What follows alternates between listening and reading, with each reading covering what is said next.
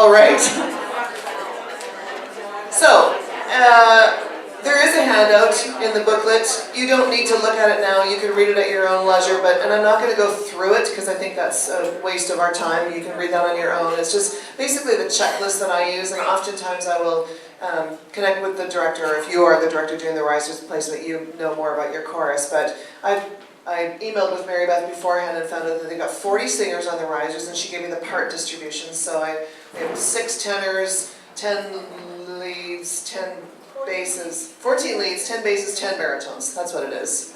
So it's a little unusual balance, a little bit tenor heavy, a little bit bass light in that regard. Well, mind you, Therese is up there now, so she takes care of about 4 basses. She's the only voice I know in this chorus. She's Canadian. Because all Canadians know each other. Steve from Buffalo. No, Buffalo's American. Steve from Toronto. We all know Steve from Toronto. So what I'm going to do is listen to each section before we start breaking it down, and then I'm going to ask each singer to sing, not alone, they're going to sing in a section, but they're going to stand in a long semicircle, and I'm going to be listening for basically the qualities that she was born with. Everybody's instrument is different, as you know, and we all have a quality of sound that we're born with, and we can definitely enhance that quality as we learn more about higher level vocal skills. But we all have a basic sound, and the categories, I mean, there's been so many theories over the years. We use the 1-2-3 system, the 1 through 6 system that Jean Barford uses, or used, I don't know if she still uses it, the AOH, Jim Henry's system of the orchestral, whether or not you're a brass instrument, woodwind instrument, or a string instrument, that kind of thing. So basically we're listening for natural qualities of brilliance, warmth, clarion, that kind of thing. Any of the descriptor words that you want to use, which is all in your handout. So that's what we're going to be listening for, and the theory of riser placement that I use that seems to work quite well is that the voices that are naturally more brassy, or more present, or more brilliant, or have more frontal resonance, whatever imagery you use, are the voices that are typically more toward the center. And then as they get warmer and more woodwind, if you will, they get further out towards the edges. And that's the sound that I like. Some of you may invert that. I know this is the way Jim places risers, and that's the way many of our iconic directors use this formula of riser placement. So, and Joni Besco's have the diamond of resonance in the middle, which I love, and I still use. Your 4 most resonant voices are the 4 voice parts right in the middle of the risers. So let's get started. Can I hear just the bass section, please?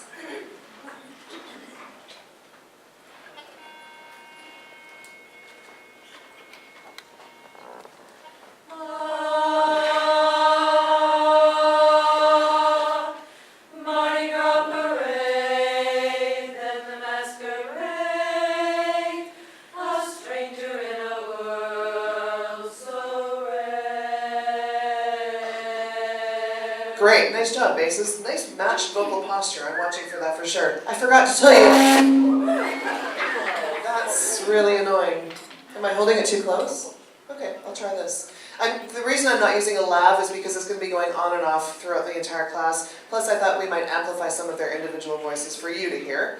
One of the things that I always do if I'm going in as a coach, don't have to do it as much as a director because you do it all the time, but I'll give them a really quick 5 or 10 minutes of vocal skills reminders, just in case they're not using their actual voice right now, or maybe they're a little nervous, or maybe they just need a little tweaking of vocal skills. So can I do that with you, basses? Okay. Can I make sure that you're standing up nice and tall? You've got a great alignment. Larynx is nice and open. Make sure that you're really fueling the sound with air. Vocal posture is well aligned. One more time.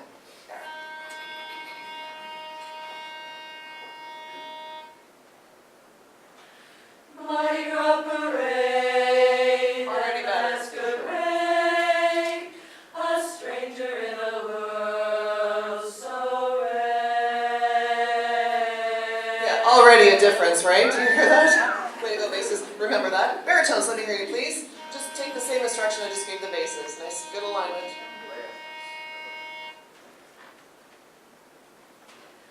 Mardi Gras parade, and the masquerade, a stranger in a world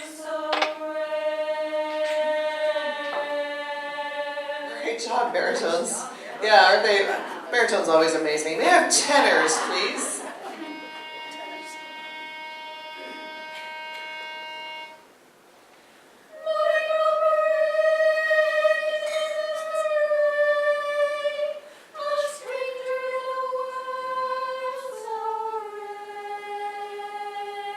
Tenors, do that one more time. Just open up everything. It's a bit.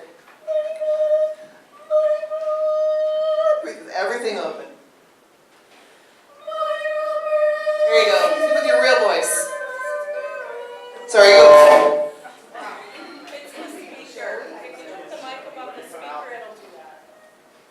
So I need to not move. Yeah. Should I just use the I'll use this. Stay behind the phone. Sorry about that. Tenors, because I just going to tell you. Yeah, use your whole voice. That was fabulous. One more time.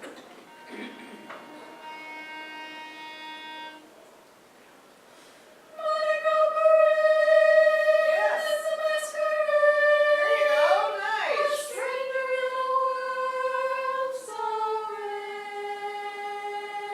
Yes, please. That's your real voice, not the teeny tiny tenor voice. I love it. Now, these little please.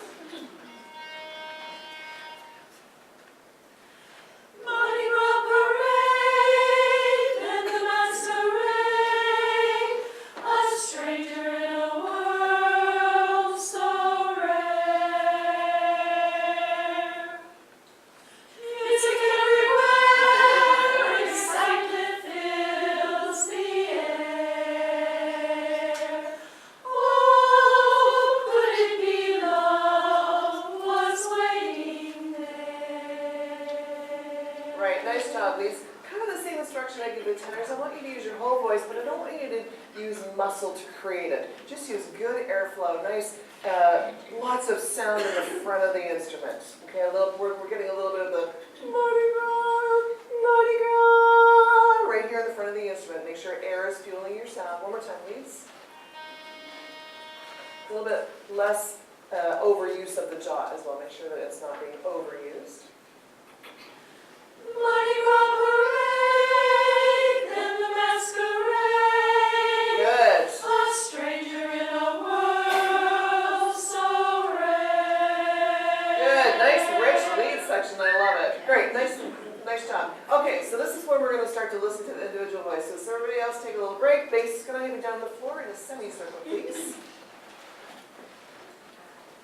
So, I typically will never hear, in a situation like this, I would never make them sing by themselves, but it's pretty nerve-wracking to do that, especially in front of their peers. So the basses are all going to sing alone, or sing together as an ensemble, but I'm going to listen to each voice as I walk past them, okay? And I think what I will do is,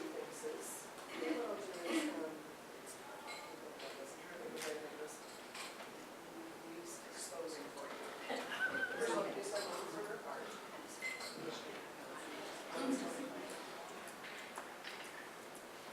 I'm going to listen first, and then we're going to listen the second time together, okay? Do you guys think you're okay?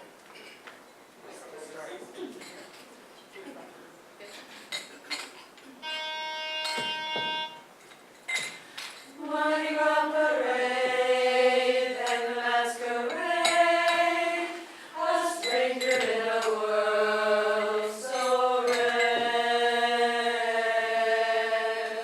Music everywhere, excitement fills the air.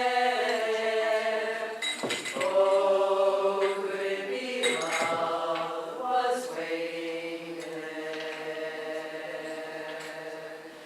Mardi Gras, he was there at Mardi Gras.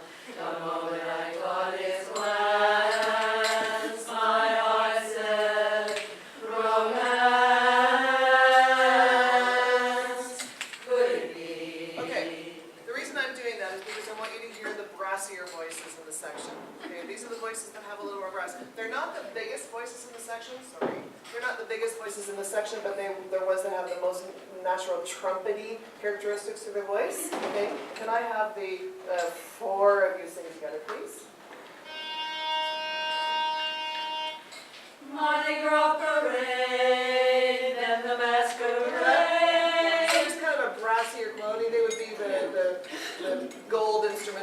orchestra. Okay, great job. Can I have, just hang tight for just 1 second? One more time, the rest of the bases sing, please. Mighty operate and masquerade, a stranger in a world so rare. Music everywhere, excitement fills the air. Okay, great. So we're adding Donna to the family of brass. And I have Therese and Mary. Come forward. The two of you just sing along, please. Therese and Mary. Mardi Gras parade, Just Therese and Mary. Oh. Mardi Gras parade, then the masquerade, a stranger in a world so rare. Lovely and rich. Right? Kind of a little bit more woodwindy, less brass, but they definitely have some good presence in their voice. Do you hear that? Really warm characteristics. So these are the voices that are going to warm up the brass section. Right? So let me have Therese and Mary pop in behind this quartet, the quintet of brass instruments. And let's get you just sort of in the general window area. Let me have this 7 sing, please. Mardi Gras parade, then the Let me masquerade. have the Therese and Mary not sing for a second. Let me hear the 5 brass. Mardi Gras parade, then the Let's masquerade. add Therese and Mary. Mardi Gras parade, The quality then the change. Now, this is masquerade. not how they'll end up on the risers, but I wanted to hear how the sound changed dramatically with just adding those 2 voices in there. But they're not going to end up like this on the risers. But here, that didn't sound like a good unit, right? Okay. All great voices, but that's not a great unit position. So let's pop you guys out for a sec. Therese and Mary, my woodwinds. Let me hear Jamie, Cheryl, and Carolyn. Right up in front of me. Just the 3 of you, please. Mardi Gras parade, then the masquerade, a stranger in a world so rare. And these are your very beautiful string voices, right? This is your violin section or your cello section. They're the voices that could literally stand anywhere on the risers and not necessarily negatively or positively influence any other section of the risers. They're the voices that could stand anywhere. They're your favorite one. I don't mean favorite singers. I don't mean favorite singers. I mean they're the voices that they're so versatile, right? Do you hear what I'm talking about? So if we pop those 3 behind the brass section, let's try that. Okay, brass by themselves. There you go. Mardi Gras parade, then the Now join in with masquerade, a stranger in a world so rare. So we add the strings to the brass and it didn't change much. It just enhanced their sound. Isn't that interesting? Cool. That was really cool. The perfect balance of orchestral instruments. I love it. So, Therese and Mary, come on over here for 1 sec, please. Now let's start putting people on the risers. Of you guys, who's in the front row? Of all of you? Just you? You're in the front row too? Okay. And is it fixed, Mary Beth? Front row fixed? You'd like it to be fixed? Cool. And that's another consideration. Do you have a front row that's auditioned? Do you have a front row that's flexible? Do they dance? Do they just stand and sing? Are they part of the riser? Those are all factors to consider. So in this case, they're I don't know if you're an audition front row, but they're a chosen front row that does extra choreography. They're audition, cool. So we're not going to mess that up. We might change their position within the front row, but they're not going to leave the front row. So let's have Beth and Cheryl pop into the center, please, on the floor. Cool. Donna, can I put you in center too? In back. Yeah. What is it? You have a even front row or odd front row? Even. So again, a factor. If you have even front row, then you're going to have a center 2 and a center 4, and vice versa if you have an odd front row, center 1, 3, 5. Okay. I personally prefer even front row so that I'm not blocking somebody. Yeah, but that's just my preference. Whereas,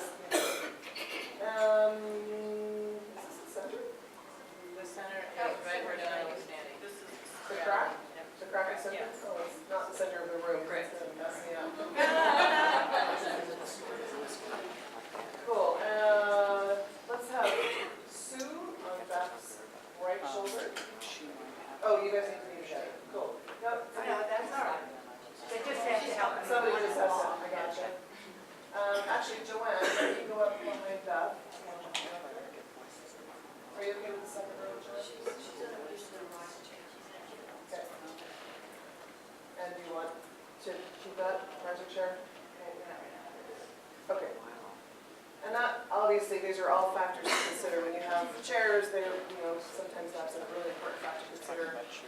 My very strong personal opinion is that it's the human first, the singer second.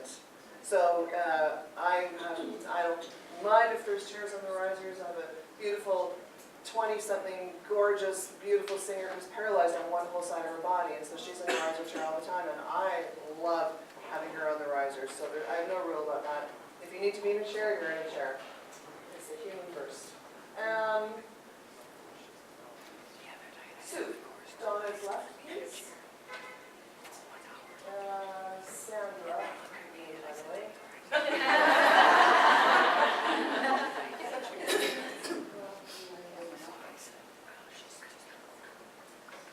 let me hear this first.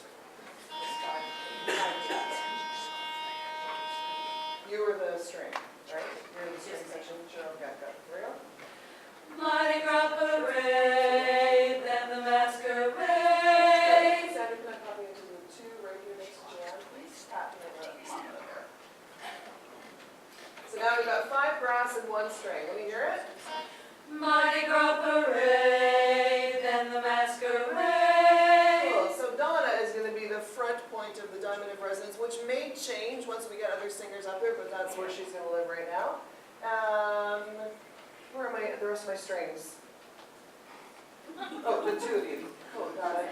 So center, then. So I'm saving row 3, the 2 people that flank the center in row 3 for a lead and a baritone combo. Okay, and then the center of 4 will be a tenor. And that, again, may change once we hear the voices, but that'll be the diamond of resonance in the center. Yeah? Who was Donna? Was she a brass or a... Brass. Right? Yeah, she was a brass. Yeah.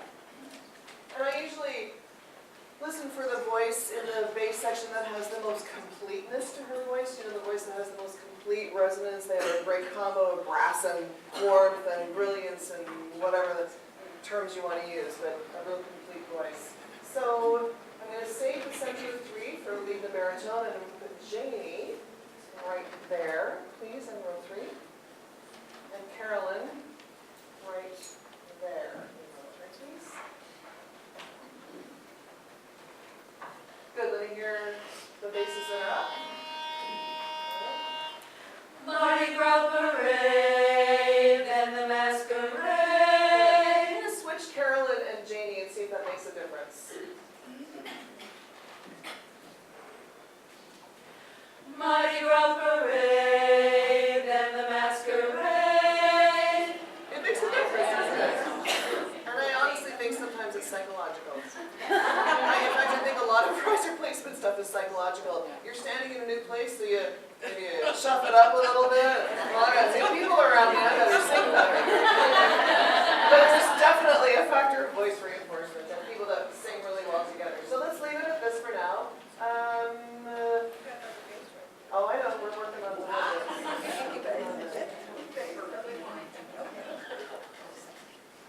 Therese, let me partner something to figure out my spacing. So you're center. So Therese, let's get you right behind Joanne, please, in row 4. And Mary, let's get you right behind Sue in row 4, please.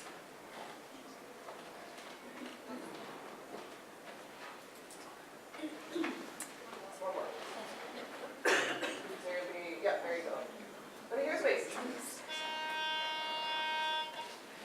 Mardi Gras parade, then the masquerade,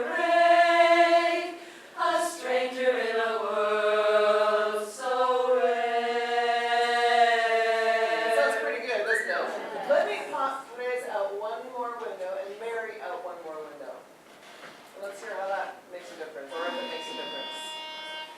Mardi Gras parade, then the masquerade, a stranger in a world so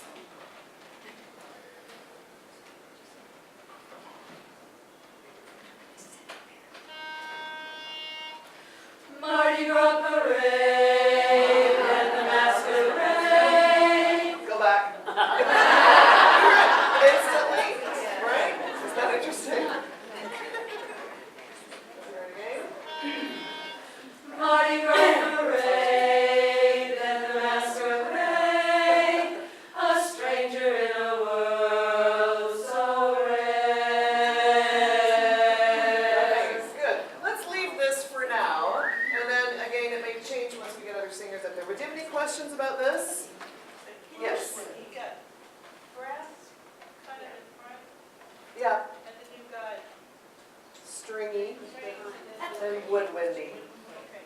Yeah. Yes, Even have them raise their hands, the brass. you bet. Brass. So it was these 5 ladies. Yes, you were brass. Strings and woodwind. Yeah. Yes. If you didn't have the front row fixed, where would you put it? The brass? Brass would stay there, the string would stay there? No, I'd probably actually swap Sue and Cheryl. Go on. Or,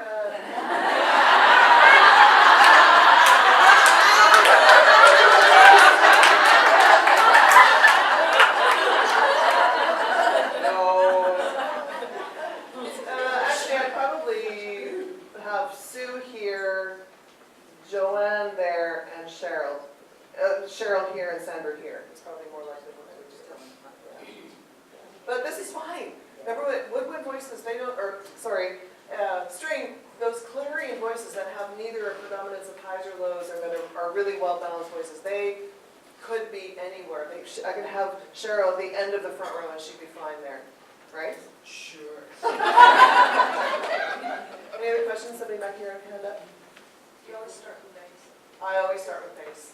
Because barbershop was created for men's voices, and men have a tendency to sing with a lot more of that richness in the lower range, and we have the opposite. So we always try to reinforce the bass wedge more than the men do, because we have to keep those chords in balance. So I always start with the bass section first, yeah. And again, depending on the size of the chorus, the bass may go all the way to the ends, or it may just be wedging in the middle.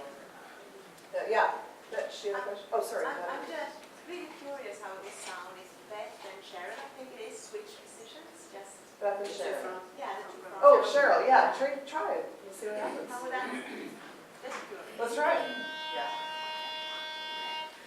Mardi Gras parade, at the masquerade, a stranger in a world so rare. Music everywhere. Oh, that's it.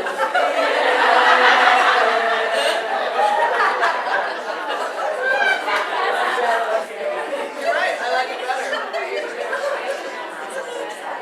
But it is stronger. It's better. It's awesome. Thank you, buddy. Is it possible to move name Sue? No, you name back there to the left, and you back there in some baritone, or You mean in between the two basses? Yeah. Maybe. We'll try it once we get the baritones up. But I like this better than the way it was. Thank you, buddy.